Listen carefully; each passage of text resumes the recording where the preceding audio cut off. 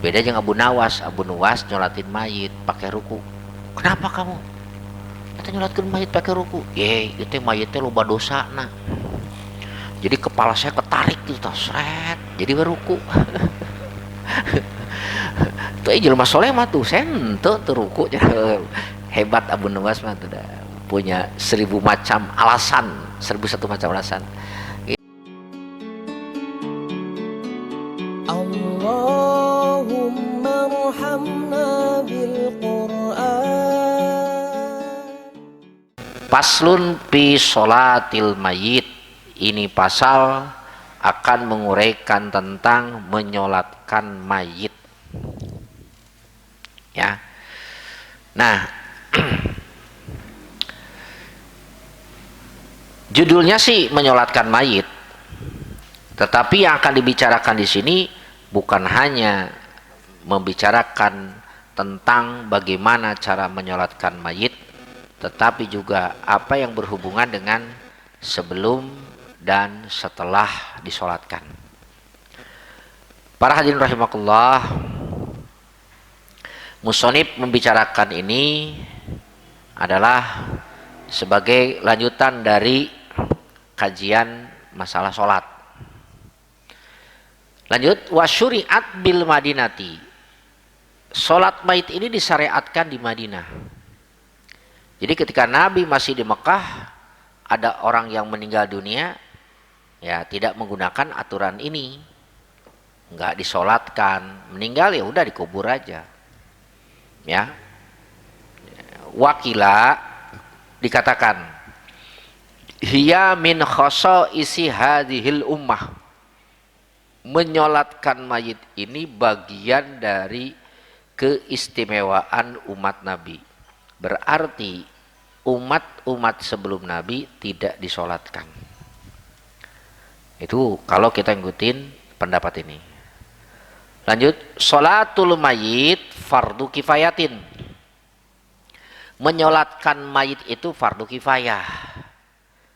Mayit yang mana yang fardu kifayah disolati? Yaitu mayyitil muslimi, mayitnya yang beragama Islam. Berarti non muslim tidak boleh disolati. Kemudian ghairus syahidi, garis syahidi, mayitnya itu bukan yang mati syahid, ya. Nah, kalau orang yang mati syahid mah haram disolatkan, haram dimandikan, ya. Dia hanya wajib dikapani, dikubur, ya. Itu. Nah, ini tentunya kita sudah pada tahu bahwa orang yang mati syahid itu ada 3. Ada orang yang mati syahid dunia wal akhirah. Dunia akhirat dia dikatakan mati syahid. Yaitu orang yang berperang atau berjuang membela agama Allah, kemudian meninggal ketika sedang terjadi peperangan. Apakah dia tertembak langsung, ya, oleh musuh, atau dijadikan tameng yang nembaknya orang Islam, ya, intinya mati ketika sedang berperang, itu syahid dunia wal akhirah. Jadi tidak boleh dimandikan, tidak boleh disalatkan, cukup dikapani dan dikubur. Itu pun dikapaninya dengan baju yang dia gunakan untuk berperang. Nah, itu syahid ya. Syahid itu kalau dalam bahasa santri masuk ke wajan fa'ilun, bisa bermakna isim fa'il, bisa bermakna isim maf'ul. Kalau bermakna isim fa'il berarti yang menyaksikan, ya. Yang kalau dimaknai dengan isim maf'ul, yang disaksikan. Artinya dia yang menyaksikan keadaan surga sebelum dia masuk surga. Atau yang disaksikan, artinya dia nanti yang terlihat oleh kita, menonjol penampilannya, ya. Nah, ada juga yang syahid dunia saja, secara duniawi dia mati syahid, sama juga ikut berperang tapi niat. Nah, niatnya berperang itu untuk mendapatkan ghanimah, rampasan perang, atau kalau meninggal supaya dikenang disebut pahlawan. Itu juga sama diperlakukan seperti orang yang Mati syahid pertama tadi tidak boleh disolati, tidak boleh dimandikan, cukup dikapani dan dikebumikan. Yang ketiga ada syahidul akhirah pakot, syahid akhirat tunggal. Nah kalau syahid akhirat ini banyak, ya sebagaimana Nabi sampaikan, nanti kita akan ketemu ya, diantaranya mabtun, orang yang sakit korela, orang yang meninggal karena korela, karena disentri, karena dieri, karena muntaber, itu karena, terus lagi karena keguguran, ya. Nah, terus lagi karena terbakar, ya, tenggelam, kemudian dibunuh secara zolim, itu syahid akhirat. Bahkan orang yang meninggal karena rindu ditinggal seorang yang dicintai hingga ngelamun, tatapan mata sudah hampa, sudah tidak ingat apa-apa lagi. Ya, cek orang Sunda mah kapeng peohan, mabuk kepayang. Nah, itu orang yang syahid secara akhirat. Nah, itu mah tetap diperlakukan seperti orang yang biasa. Ya, seperti kita. Dimandikan, dikapani, disolatkan, dikuburkan. Namun di akhirat nanti akan dikumpulkan dengan orang-orang yang mati syahid dunia akhirat. Walaupun ya tempatnya, levelnya tidak sama. Kalau diumpamakan satu gerbong kereta, tapi kan kereta itu ada ekonomi, bisnis, eksekutif, ya. Nah itu satu gerbong. Ya contoh naik kereta Jayabaya, di situ ada tiketnya 350, 400, ya 500, 600. Nyampainya sama ke sana, cuma beda kelas. Pelayanannya, kenyamanannya. Nah begitu juga orang yang mati syahid tadi. Antara syahid dunia akhirat, ya antara dengan syahid akhirat saja. Nah hukumnya fardu kifayah. Fardu kifayah ini ditetapkan berdasarkan ijma. Satu, ya. Dua, berdasarkan akhbar. Akhbar di sini ada jamak dari khobar, hadis. Nah kalau sudah dinyatakan sebagai ijma, ya berdasarkan khobar, maka tidak boleh ditentang. Ya, menentang ijma itu bisa menjadi murtad. Jadi fardu kifayah hukumnya sudah jadi ijma. Nah, sebagaimana kita ketahui bahwa fardu kifayah itu apabila dikerjakan, ya. Jadi diwajibkan untuk satu kampung, kemudian ya bisa gugur cukup dengan sebagian saja. Bahkan sebagiannya pun cukup dengan seorang. Ya, misalnya ada orang meninggal dunia, ya entah karena apalah, nggak ada yang mau menyolatkan. Banyak itu kisah-kisah orang yang tidak menyolatkan. Karena ada orang yang tidak mau menyolatkan itu karena memang perbuatan maksiatnya. Ada orang yang karena taatnya tapi tidak ketahuan, ya sehingga disangka sebagai pelaku maksiat. Itu banyak kisah-kisah orang sufi itu. Kisah-kisah orang sufi yang mana dia diduga orangnya ya orang-orang tidak kelihatan ibadahnya, ya kelakuannya seperti orang gila itu. Tapi yang ketika meninggal yang mengantarkan cuma ya, orang yang ngusung saja 4 orang, orang lain nggak ada, karena dia menduga orang yang maksiat itu. Padahal dia ada waliullah itu. Nah selanjutnya ini hukum fardu kifayah. Kagosrihi, sama seperti memandikannya. Lah ini mah mayitnya juga tenggelam, udah mandi, ngapain dimandiin lagi? Nggak bisa. Walau gorikon, walaupun mayitnya itu tenggelam di Citarum, ya di Kalimalang, di lautan. Jadi kalau nanti diangkat harus dimandikan. Ya, kenapa? Karena dia tidak bisa mandi sendiri. Li'anna ma'muruna biwasai, karena yang diperintah itu kita, bukan mayit. Ya, tetap harus dimandikan. Fala yaskutu, oleh karena kita yang diperintahkan untuk memandikan, maka tidak gugur kewajiban memandikan kecuali dengan perbuatan kita, bukan dengan sendirinya. Ya. Wah, ini mah hebat. Dimandikannya bukan dengan orang, tapi malaikat yang memandikannya. Walaupun kita menyaksikan ada malaikat, banyak malaikat yang memandikannya, tetap kita wajib memandikan. Banyak itu cerita. Contoh Uwais Al-Qarni, ketika meninggal dunia, dia dimandikan oleh para malaikat. Dimandikan oleh para malaikat. Nah, Uwais Al-Qarni kan orang yang terkenal di langit, tidak terkenal di bumi. Karena khumulnya, karena keterasingannya, ya itu. Tetapi Nabi sudah bersabda, sudah tahu ada orang yang bernama Uwais Al-Qarni, ya. Sampai-sampai Nabi berpesan kepada Umar bin Khattab, Umar, nanti kalau kamu ketemu dengan seorang yang bernama Uwais Al-Qarni, dia kena penyakit kusta, kemudian sembuh, cuma ada seukuran satu keping uang dirham di bawah ketiaknya yang nggak sembuh. Kalau kau ketemu dengan dia, minta doa, ya, minta doa. Dia adalah orang yang tidak terkenal di bumi, tapi dikenal di langit. Segitu hebatnya posisi Uwais Al-Qarni. Dia bukan sahabat, bukan tabiin, tapi menyuruh Umar untuk didoakan.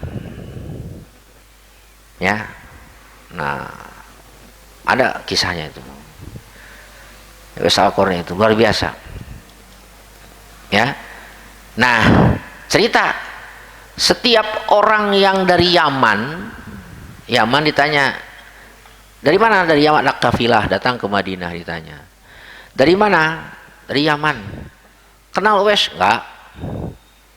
Daerah kecil enggak kenal Uwais. Ada lagi, kenal Uwais? Oh, kenal si Uwais yang suka menggembalakan kambing, ya, di pinggir kali, gak gaul dengan orang, itu mah kenal. Jadi selama Umar bin Khattab hidup, ditanya kepada orang Yaman, jawabannya nyinyir, istilahnya, jawaban miring, ya. Nah, akhirnya Umar langsung ke Yaman, ketemu dengan Uwais, tanya, engkaulah yang bernama Uwais? Ya. Engkaulah yang pernah kena penyakit kusta, ya, sembuh tapi ada sebesar uang dirham yang tidak sembuh di ketiakmu? Ya. Nah, setelah itu gimana? Tolong doakan saya. Saya dapat pesan dari baginda Rasulullah SAW. Ya, udah doakan, dah. Mau kemana kamu sekarang? Kata Umar bin Khattab, saya mau, ya, pergi. Kemana? Entah kemana, mungkin ke sana, ke sana. Kalau Anda mau ke Basroh, saya akan tulis surat ke Gubernur Basroh, Amr bin As, untuk mengistimewakan engkau. Cuek, Uwais berangkat. Ya, itu. Nah, Uwais diangkat menjadi seorang waliullah dikarenakan baktinya kepada ibunya.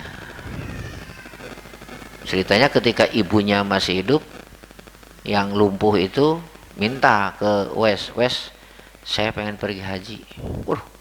Cek Uwais, pergi haji dari Yaman ke Mekah itu jaraknya kan 1000 kilo lebih. Gimana? Nggak nolak. Ya udah Bu, nanti insya Allah, ya, beberapa bulan lagi kita akan pergi haji. Nah, Uwais latihan menggendong anak sapi naik turun gunung. Dari anak sampai sapi itu menjadi besar. Cek batur teh, wah tambah gelo we Uwais eta. Ngagandong sapi, anak sapi, ke gunung, turun, naik, turun. Sing horeng dia sedang latihan menggendong ibunya. Digendonglah ibunya sampai di Mekah. Ketika di Mekah, dia berkata, Uwais, aku pengen ketemu Rasul. Digendong dari Mekah ke Madinah, jaraknya 980 kilo. ya kan, jarak Madinah hampir 1000 kilo. Berangkat, coba bayangkan di dieu kok dieu muter terus sampai di Madinah nggak ketemu sama Rasul, ketemu sama Siti Aisyah. Dah pulanglah, disampaikan oleh Aisyah beberapa hari kemudian, kemarin ada seorang pemuda menggendong ibunya ingin bertemu dengan kau. Kata Rasul, oh itu Uwais. Udah tahu, berangkat, ya gitu. Ya, ayo orang mau kumaha, indung dijadikan pembantu coba.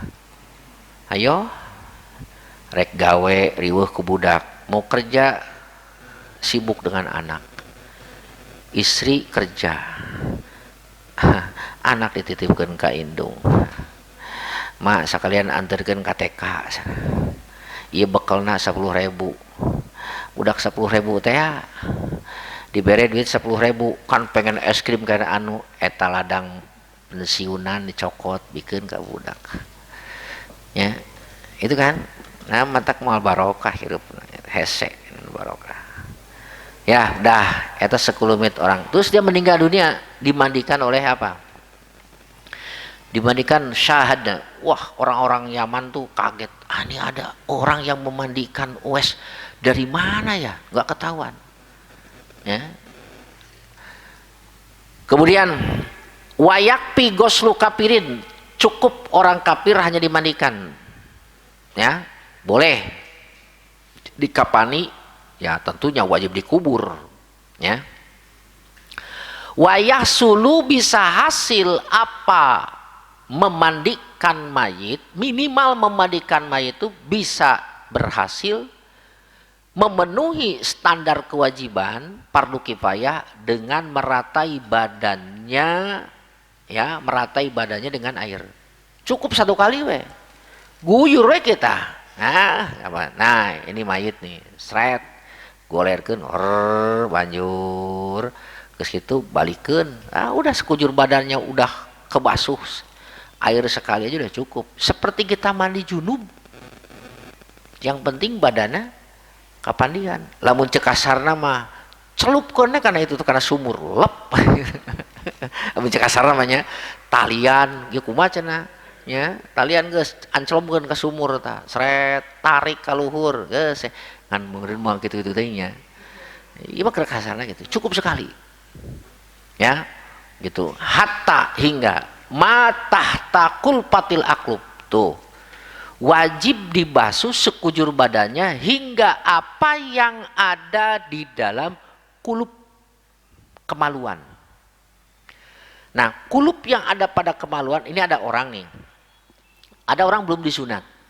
Ketika meninggal dunia itu kulubnya yang di dalam kemaluannya harus dibasuh, harus. Apakah itu masih kecil ataupun sudah balik? Jadi anak itu udah balik belum disunat, dibuka, dibersihkan, ya jangan dipotong, nggak boleh kan tubuh mayit itu dihormati, cukup dibersihkan, seret bersihkan, ya gitu. Tapi ada sebagian madhab Hanafi, Ba'dul Hanafi dan Imam Ubadi tidak wajib membasuh apa yang ada di dalam kulub tersebut. Nah, terus bagaimana kalau ternyata si kulub itu rapat susah untuk dibolonyonkeun gitu ya, dikupas. Apakah perlu digunting? Oh jangan. Kalau sekiranya sulit goslu mata tal kulpah tidak bisa terbuka kecuali bijurhin digunting yumima, maka ditayamumi si mayit tersebut. Apa yang ditayamumi? Kulubnya. Nah, ini ada yang mengartikan ditayamumi teh si kemaluannya diperlukan tanah. Bener, bohongan. Aya ulama begini, diperlukan tanah. Jadi kos ditaburin naon model ieu onde-onde diperlukan itu. Bukan begitu. Kita kan sudah tahu rumusnya tayamum. Anggota tayamum itu cuma 2, wajah dan kedua tangan. Jadi gimana? Nah, usap wajahnya, usap kedua tangannya, baru disiram dengan air sekujur badannya.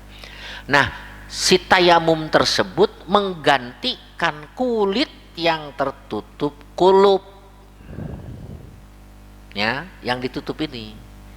Jadi bukan dikiokun diperlukan, ya, paham? Jadi yumima itu ditayamumi, biasa diusap wajahnya, diusap kedua tangannya, kiri kanan sampai siku, setelah itu siram sekujur badannya, gitu. Ya, isi anu meninggal dunia, anak kecil, belum disunat, umur 5 tahun, 10 tahun, nah caranya begitu. Ya, kamakola sehuna. Wa akmaluhu, dan itu paling sempurnanya memandikan mayit adalah taslisuhu, 3 kali memandikan mayit itu. Ya, nah 3 kali itu gimana? Aduh sayang saya nggak bawa ini, harus dipraktekkan nih. Jadi ini mayit ya. Nah disebut 3 kali teh ya. Jadi mayit itu dimandikan 3 kali. Ini badan ya, badan. Nah pertama kan mayit itu dibuang kotorannya. Sudah dibuang kotorannya, nah tentu ketika membuang kotoran itu jangan langsung tersentuh tangan. Jadi si tangan itu menggunakan sarung atau kain dari potongan kain kafan. Biasa dicebokan lah. Udah dicebokan diwuduan, basuh wajah, basuh tangan, usap kepala, basuh kaki. Percis seperti kita mau mandi besar. Ya, dianjurkan wudu terlebih dahulu. Nah, setelah itu basuh badan sebelah kanan heula. Sret eta. Andai kata gini nih ya, ini badan, sret atas segitu balikeun ka di wadana. Sret terus ya beres, balikeun deui ka dieukeun, sret. Nah itu baru sekali ya, kedua kali disiram deui, sret, balikeun deui ka dieu nya itu. Tah itu 3 kali teh ya. Taslisuhu dibasuh 3 kali, kudu mah prak ieu nanti lah ya kamari mah barudak tak aya siap nu jadi mayitna. Praktekkeun dieu, aya sok praktek memandikan mengkapani mayit. Aya nu sanggupkeun, aya budak sana ieu tah. Kain kapan bolongan ieu tah. Biasa bener dibungkus, bungkus. Kita beli kain kapannya. Kain kapan memandikannya kieu we di ieukeun, nya teu disiram tuh. Sret, tak kieu set terus kain kapan. Ya, nah kan sebelum dimandikan itu amil tuh biasanya menyediakan kain kapan, potong kain kapan 3 helai terlebih dahulu, seret, bikin amparan, kemudian potong, bikin bajunya, bikin celananya, bikin sarungnya, bikin sorbannya gitu. Ya, beres semuanya diletakkan di tas kain kapan, kemudian mandikan. Ya udah dimandikan itu kain kapan sudah tersedia. Ya. Nah, itu. Lanjut, wa ayyakuna, dan terbukti memandikan mayit itu fi khalwatin, di tempat yang sepi. Jadi di tempat yang di situ hanya ada satu orang yang memandikan dan yang menolongnya. Ya. Itu. Ada keluarganya, terutama walinya. Ya. Nah, kemudian wagomisin. Jadi mayit itu dimandikan dengan menggunakan apa? Gamis. Ya, sebab itulah yang paling menutupi sekujur badannya. Namun tentu bukan gamis yang dipakai ketika meninggal dunia. Jadi gini ya, sebelumnya kita persiapan dulu ketika orang meninggal dunia. Ini ketika sakaratul maut ya. Ketika orang sakaratul maut, hadapkan wajahnya ke kiblat. Misalnya gini, tah kali itu kan. Jadi kasurnya ke sana, badan mayit, kepala mayit ke sana menghadap ke kiblat. Ya, lihat. Nah, ketika mayit menghadap ke kiblat ke sana, saat dia sedang sakaratul talkinan la ilaha illallah, tos eta la ilaha illallah, tong tarik teuing la ilaha illallah. Jangan lain-lain, ya pelan-pelan. Teu kudu make Muhammadur Rasulullah. La ilaha. Sekali we barang plek. Dah meninggal dunia, buru-buru si mayit eta di naon dipeuremkeun mat bismillahi ala millati Rasulillah sallallahu alaihi wasallam.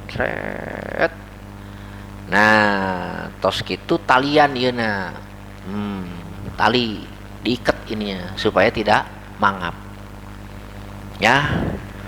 Nah, setelah ditalian, ini sebelum kesini ya, setelah diikat, segera buka baju yang dipakai ketika meninggal dunia. Gunting, gunting. Sebab baju yang dipakai itu nanti akan mempercepat busuknya mayit. Buru-buru, ya. Nah, dia ketika meninggal dunia kan menghadap kiblat. Ya, terus set guntingan bajuna, lepas, tutup ku sarung. Ya. Nah, jangan diletakkan di tempat yang lembab. Jadi kalau dia meninggal dunia tong digoletakeun di dinya, bagus nama.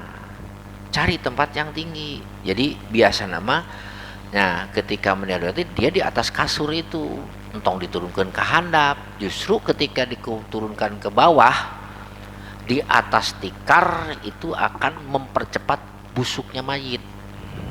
Ya.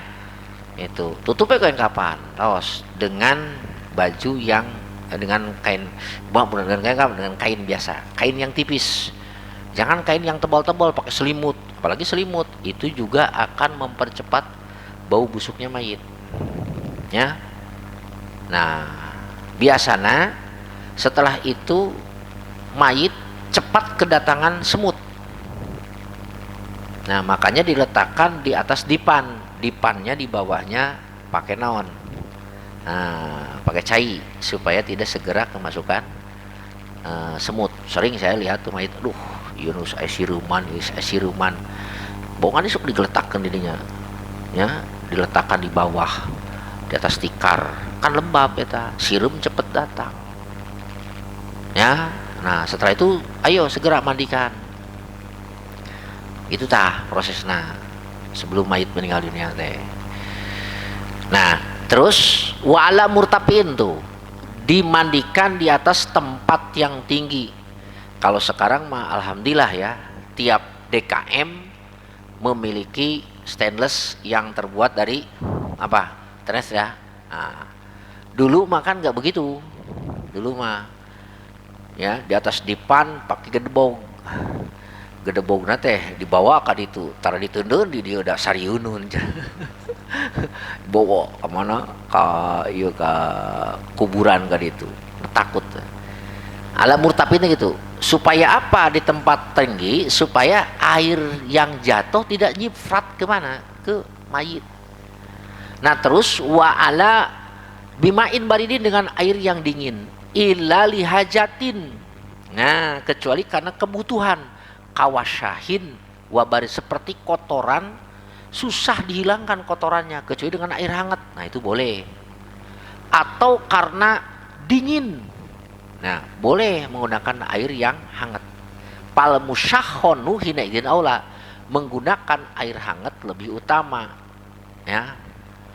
Kemudian wal malih aula minal azbi, air yang garam ya. Air yang asin agak itu lebih utama daripada air yang tawar. Karena air yang asin tuh akan menghambat kebusukan mayit ya. Tuh, wa yubadiru bi ghuslihi idza tuyukina mautuhu. Segera mandikan mayit jika sudah diyakini orang tersebut meninggal. Ya. Nah, bagaimana cirinya mengetahui bahwa orang itu meninggal dunia? Diyakininya. Ya, kita nanti akan tahu tanda-tandanya orang meninggal dunia itu biasanya ya kalau pakai cermin, aya uap di sini. Pegang tangannya sudah tidak ada jenut nadinya, jantung dan lain sebagainya. Itu tanda orang sudah meninggal dunia. Nah, oleh karena itu pamata suka syakka fi mauti, ketika diragukan kematiannya, maka wajib ditangguhkan terlebih dahulu sampai mayit itu benar-benar meninggal dunia. Ya. Nah, di antaranya bitagoyurihin, baunya sudah beda. Bau bangke ya, mulai badannya bau, ya. Nah, itu kemudian hidungnya ke atas, ya. Itu keringatnya berkeringat. Nah, itu tanda-tandanya orang yang sudah meninggal dunia. Fadzikruhumul alamah, ini ada ulama nih yang menyebutkan tanda-tanda mati itu banyak. Idna matufidu haisulam yakun nakahunakun. Tanda-tanda yang diceritakan oleh para ulama, kalau mereka lah seperti mana? Ya, seperti hidungnya kadieu tah, mengkol, ya, mailu anfin, hidungnya nggak lurus, ini hilau kafin, ya, telapak tangannya mengkerut. Nah, itu mah kalau memang tidak ada keraguan bisa dipakai tanda. Tapi kalau ada keraguan tunggu dulu. Dan sekarang banyak alatnya, pakai stetoskop gak bisa. Oh iya, udah meninggal. Walau khoroja pen, kalau itu mayit sudah dimandikan, tiba-tiba keluar najis. Nah, kalau ada najis yang keluar dari jasad mayit yang sudah dimandikan, ya, tidak perlu mayit tersebut dimandikan lagi. Bal tajibu ijalatu, pakot cukup, ya, kotoran itu saja yang dibasuh. Jangan begini, wah geus dipandian sia modal deui, ha, hanya pandian deui, enggak, cukup aja itu bersihkan. Nah, kalau keluarnya belum dikafani. Tetapi kalau sudah dikafani, nah mungkin pernah ya melihat orang sudah beres dimandikan, wah bersih, dikafani. Ketika dikafani beres teh, hidung pantatna keluar deui kotoran, nggak usah dibuka lagi, udah. Ya, kalau sudah dikafani mah biarkan saja dia, ikut nanti ke badan.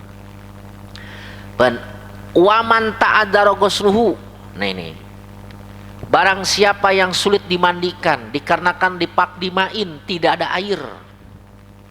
Auligarihi, air mah ada, tapi karena efek lain, contoh kahtirokin, terbakar.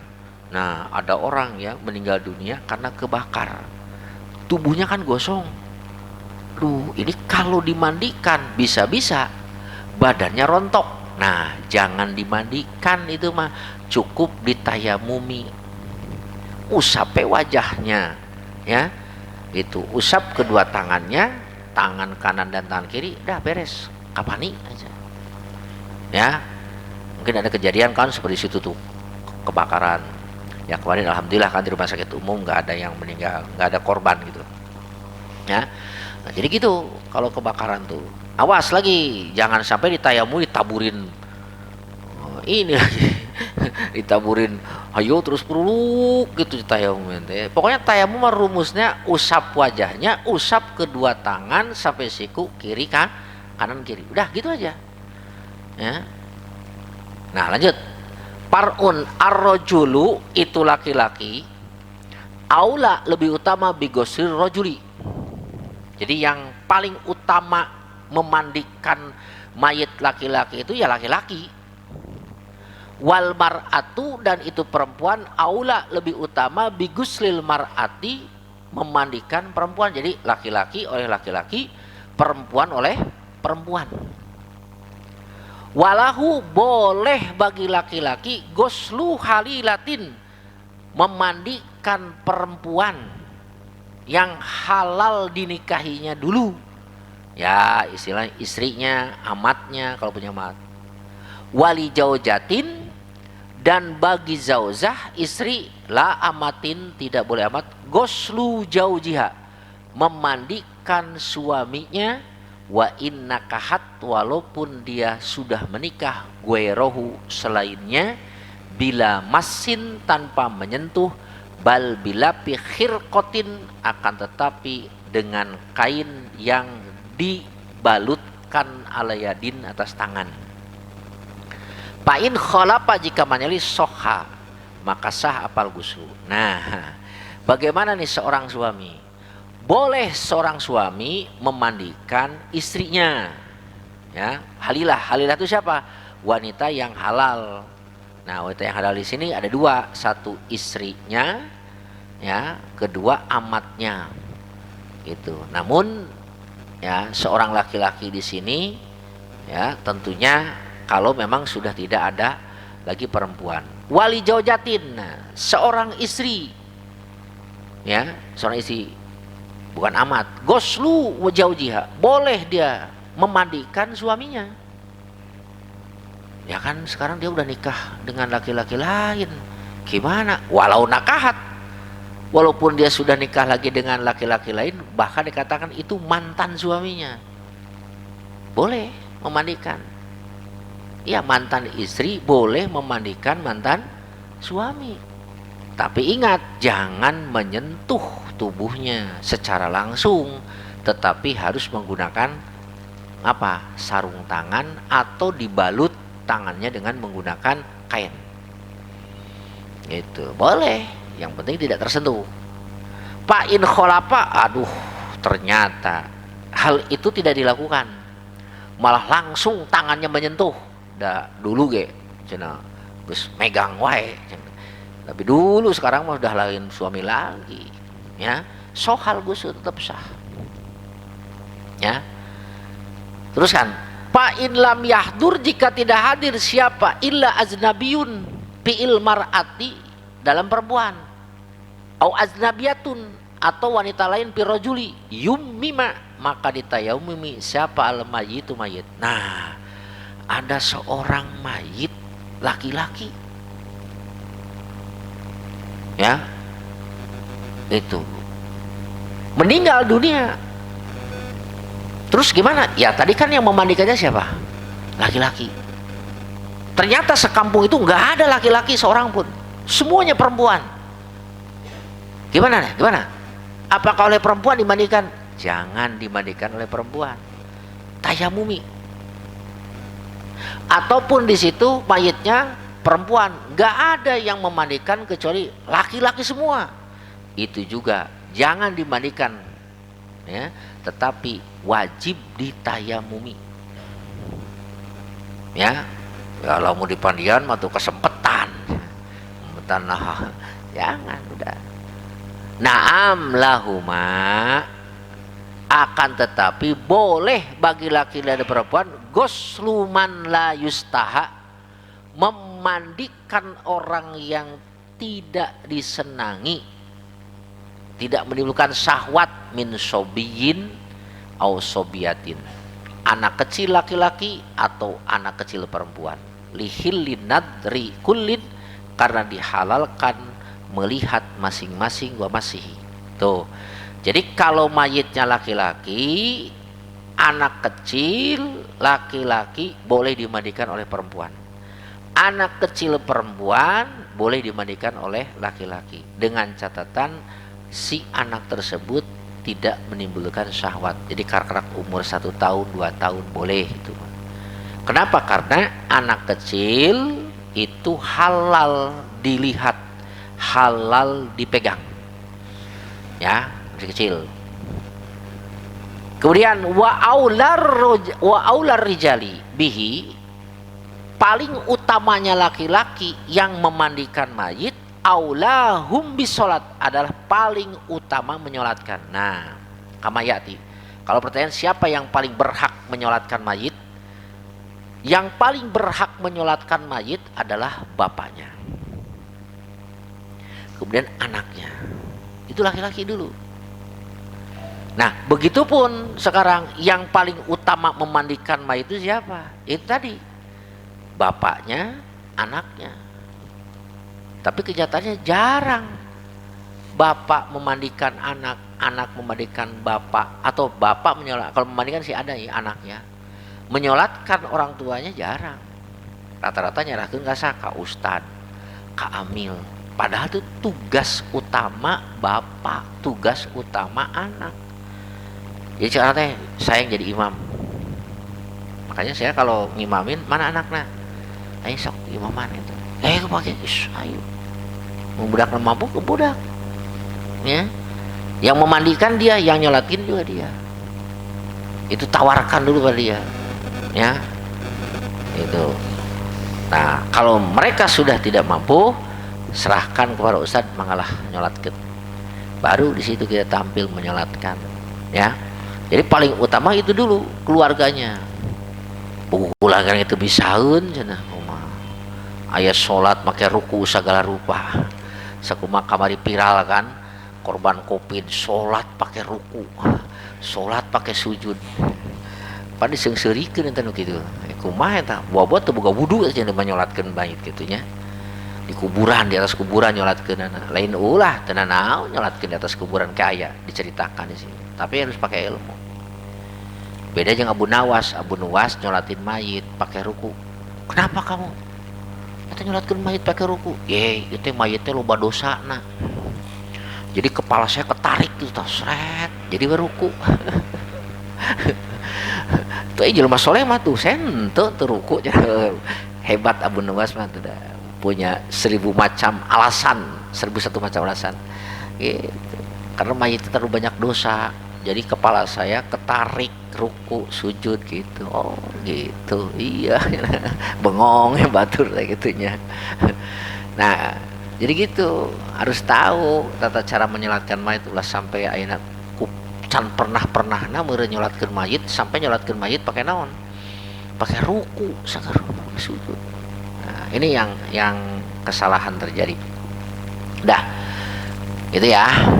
Watak pinuhu, mengkapani mayit bisa tiri auratin, dengan yang menutupi aurat, muhtalipatin beda-beda, bizukuroti dengan sifat kelaki-lakian, wal unusati dan sifat perempuan, dunar riki wal huriyah, bukan karena sifat perbudakan dan merdeka.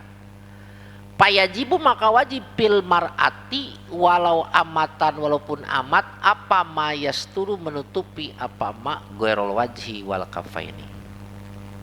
Sedangkan wapir rojuli dalam mengamali laki-laki ma apa yasturu menutupi apa ma akan perkara baina surah warukbah, antara pusar dan lutut.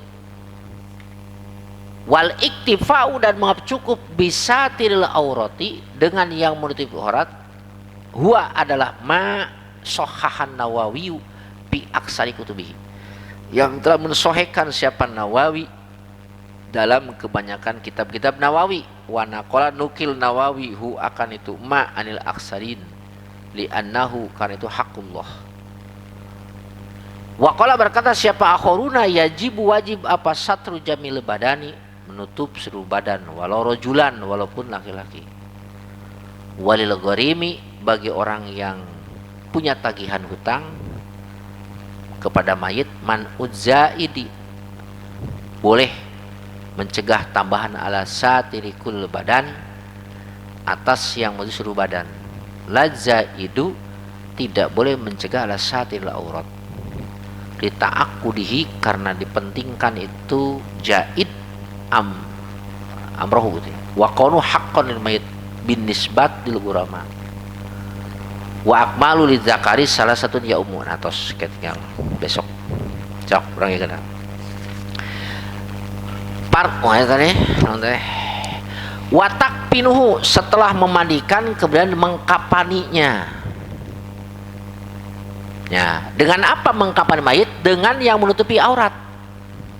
Nah, aurat di sini beda-beda. Bedanya itu dengan sifat kelaki-lakian dan sifat keperempuan. Jadi bukan melihat kepada sifat perbudakan. Ya.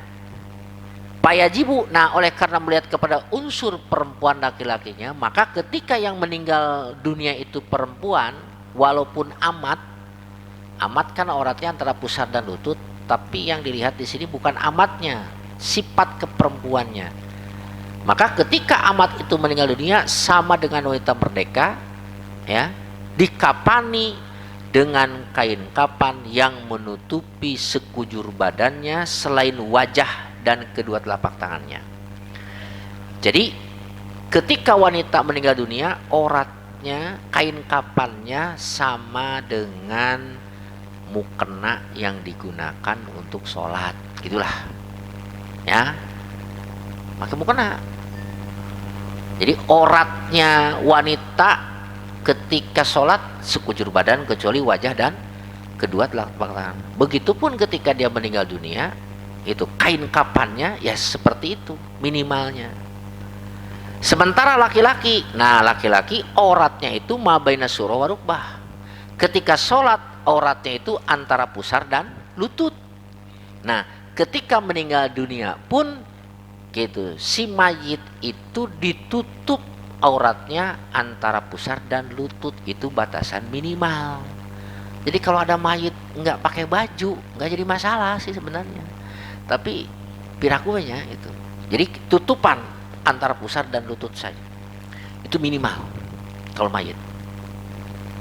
Nah wal iktifa, yang menganggap cukup dengan menutupi aurat saja adalah pendapat Nawawi ya, di dalam mayoritas kitabnya yang beliau nukil dari mayoritas para ulama. Kenapa? Karena menutupi aurat itu adalah hakul lillah, hak Allah. Hak Allah. Jadi kalau dibanding-banding gini, di tubuh mayit itu ada hakul mayit, ada hakullah, ada hakul mayit, ada hak orang lain.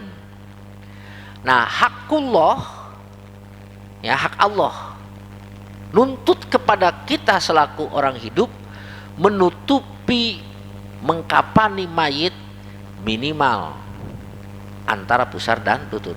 Jadi kalau kita sudah mengkapani mayit menutupi pusar baina surah wa rukbah, antara pusar dan lutut, kita sudah memenuhi hak Allah. Paham? Ya, itu dah. Wa qala akharun yajibu satru jawiladan walau rajulan. Menurut sebagian ulama, wajib seluruh badannya dikapani walaupun mayitnya laki-laki. Nah, berikutnya walil gorimi. Nah, si Zaid meninggal dunia.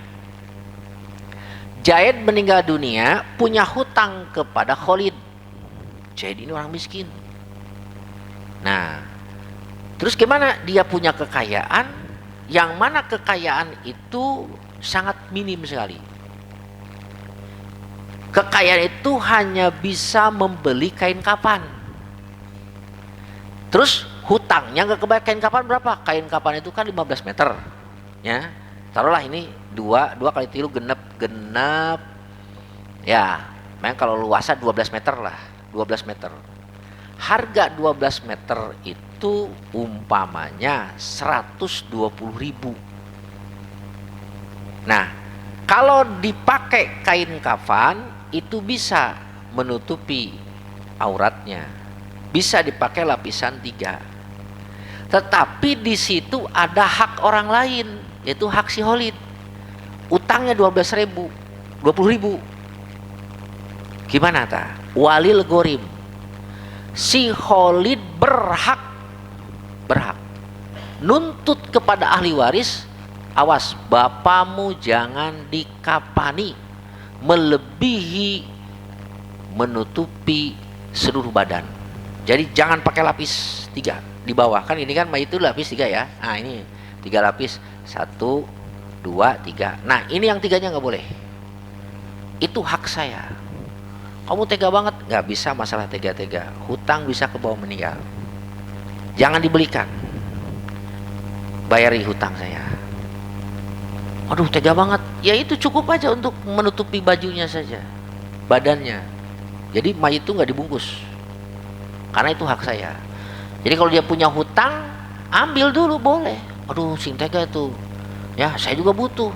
Ini kalau dibayar hutang dulu ke bapak, nanti saya hanya bisa membelikan kain kapan untuk baju dan celana saja, menutupi badannya saja, tidak dibungkus mayitnya. Bodoh teuing ah. Itu mah hak saya kesini kan. Boleh tuh. Ya.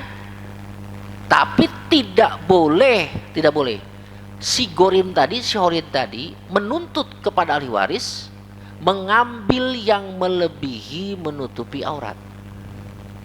Nah, kan auratnya terpusat lutut, baju mah nggak boleh. Karena saking hutangnya banyak, sini bajunya juga jangan dibeliin baju. Cukup aja antara pusat dan lutut, kamu nggak berhak.